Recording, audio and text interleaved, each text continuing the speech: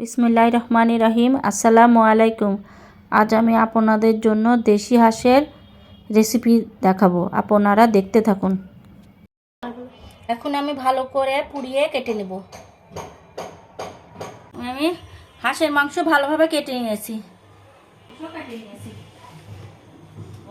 পরিষ্কার দিয়ে দেবো আমি এখন সব ধরনের গোটা গরম মশলা দিয়ে দেবো, পেঁয়াজ,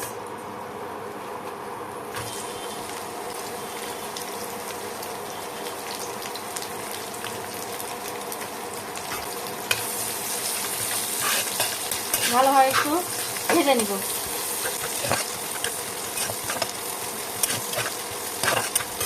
পেঁয়াজটা ভাজার জন্য স্বাদ অনুযায়ী লবণ দিয়ে দেবো।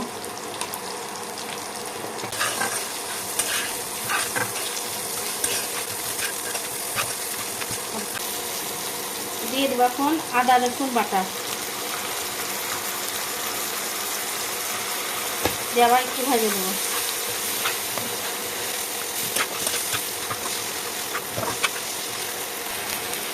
দিয়ে দেবো হাফ কাপ পেঁয়াজ বাটা,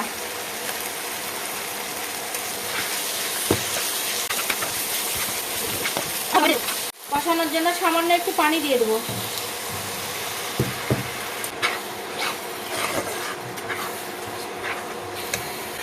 মরিচের গুঁড়া 2 চামচ, হলুদের গুঁড়া 1 চামচ, আবার একটু ভেজে নেব।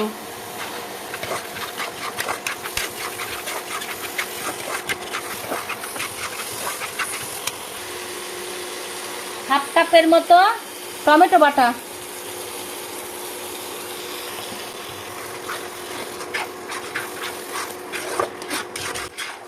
ভালোভাবে আবার মশলা থেকে তেল ছাড়া পর্যন্ত ভেজে নিব। আচ্ছা, মশলা তেল ছাড়ি দেখি, দেখো তেল ছেড়ে দিয়েছে। এখন আমি দিয়ে দেবো হাঁসের মাংস।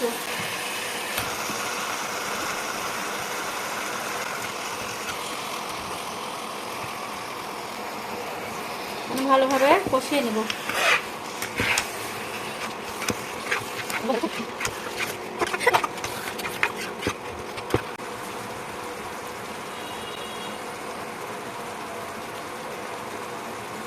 5 মিনিটের জন্য ঢেকে দিলাম। 5 মিনিট পর ফিরে এলাম।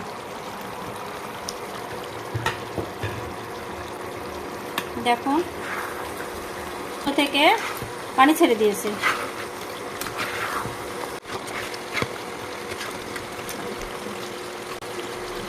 দিয়ে দেবো কলিজা।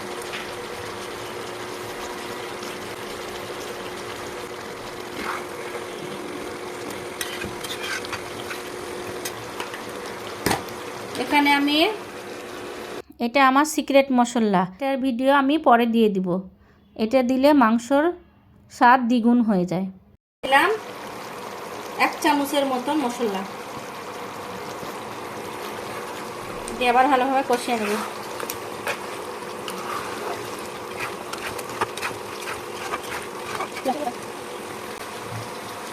ঢেকে দিব 10 মিনিটের জন্য।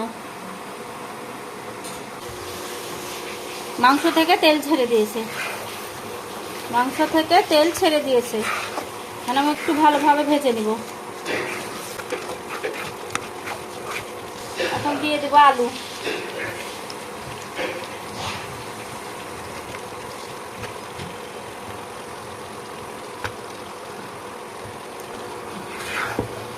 ভালোভাবে আবার ভেজে নিব, ভালোভাবে আবার ভেজে নিব।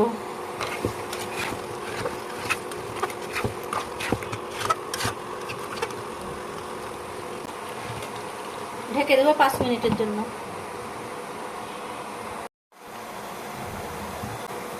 ফিরে এলাম কিছুক্ষণ পরে।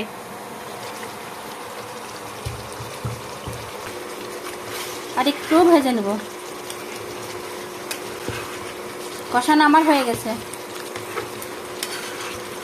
দিয়ে দেব এখন ঝোলের পানি।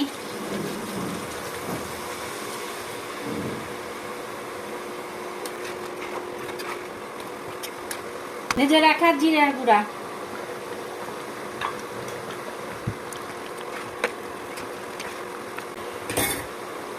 হয়ে আসলে ফিরে আসবো। কিছুক্ষণ পর ফিরে এলাম, হয়ে গেছে আমার হাঁসের মাংস।